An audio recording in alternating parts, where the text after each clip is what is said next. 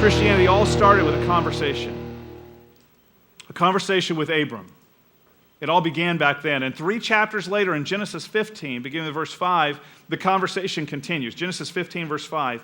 He took him outside. God took Abram outside and said, "Look up at the heavens and count the stars, if indeed you can count them." Then he said to him, "So shall your offspring be." You've been out at night, like in a mountain or at a camp or whatever, where there's no lights around, right? And you've looked up and seen the stars when they're really just amazing because you can see them all because there's not all the reflection and glare of the city.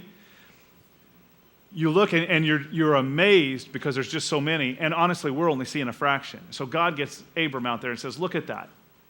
He says, "I want you to look at all those stars." He says, "That's what your offspring is going to be like." And what we got to do for a second, though, is we got to push pause because we got to realize the circumstances. Abram is old, really old. Nothing against old.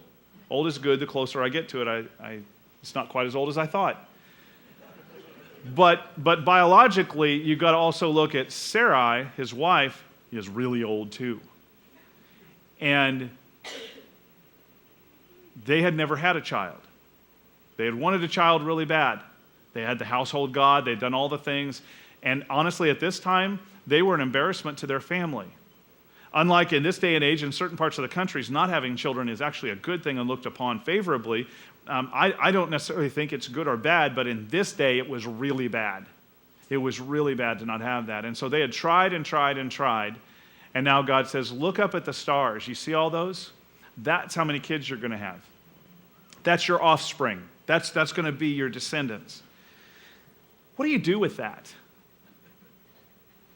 You know, for a guy and how their plumbing works, I mean, that's one thing. But for a woman who has to carry a child and she's beyond childbearing years, well beyond childbearing years, and God tells you that, what do you do with that as a man? I don't even ask the ladies because they go, no, you didn't, God, you know. The next statement that's made here is a pivotal statement, and it sets the compass for the rest of the Bible and for you and I today. Verse 6, chapter 15. Abram believed the Lord, and he, that is God, credited it to him as, what's the word? Righteousness. This is huge. In that moment, no 10 Commandments, no right or wrong, no special treatment. Abram didn't do anything unbelievable, no church. I can picture Abram in his mind going, I don't know how long you're going to do this, how long it's going to take to do this. I've got a lot of unanswered questions, but I believe you. You're God. And God gave Abram in that moment the gift of a right standing, the gift of a righteous standing before God.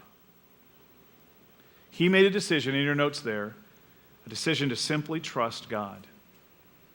With all the questions he must have had.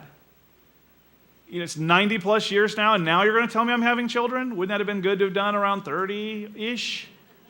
Now you're telling me I'm going to have... What about the 90 plus years that I have not had children? What about all the suffering I've seen in this world? What about? There's all these things. Abraham had no good answers to get to all of his obstacles. He didn't get that, but he just simply trusted God. God came to Abram in that moment on his terms.